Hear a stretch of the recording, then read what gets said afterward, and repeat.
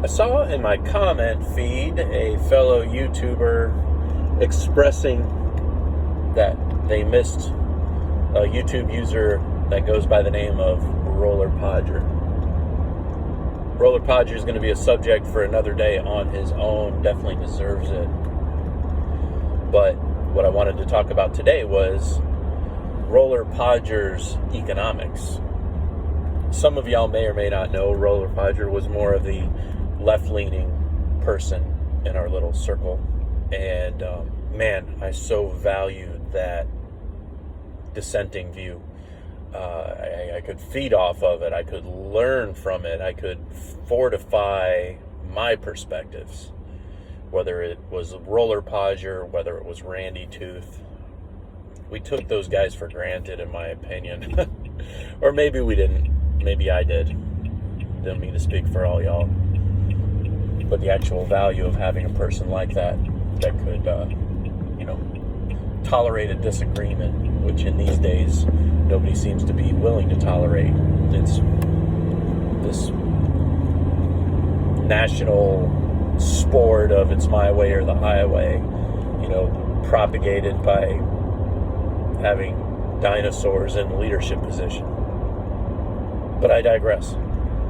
Rollerpodger's economics, he believed in hard currency to a point, being left-leaning.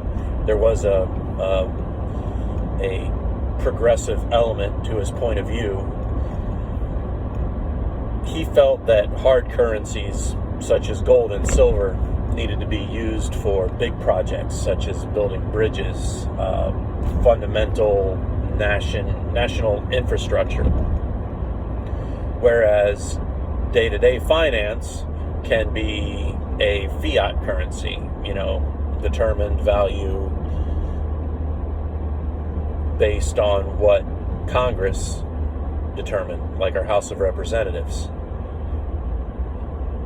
The conversations that I had with Rollerpodger on this were so amazing. And we came to this strange conclusion after going through the Constitution together because, naturally, a couple automobile mechanics, what qualifies us as being constitutional lawyers other than, spending a couple hours talking about it. It seems to me, and it seemed to Podger as well, when you actually read the Constitution, the House of Representatives should actually be comprised of economists. Those people are the ones that were charged with the power to coin and value money, not to sublet it to subject matter experts, but to in fact be those subject matter experts. Things such as what the community wanted to do, the laws and order outside of common law, there was no real need for the representative to be that type of person. It sort of made sense. The other thing that made sense was to have some sort of a separate category for the hard currency. If you're going to build a bridge, a large bridge, that process needs to be market tested. You can't just say, hey, we're going to build a bridge and it's going to cost $10 million, period.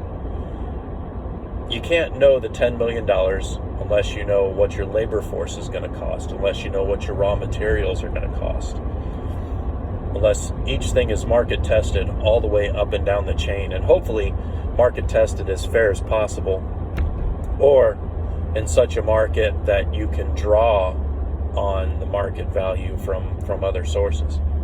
That boils down to me, the problem you get into with communism is it pushes an end result without proper market testing. So there you have it. Rollerpodger economics, some hybrid of hard currency and fiat.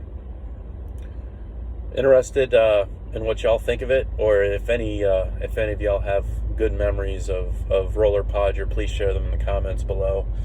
I miss him just like I miss so many of my other friends on here. Got some more videos to come. Got some good ideas. If anybody has any questions or again comments, please feel free to share. Catch y'all later.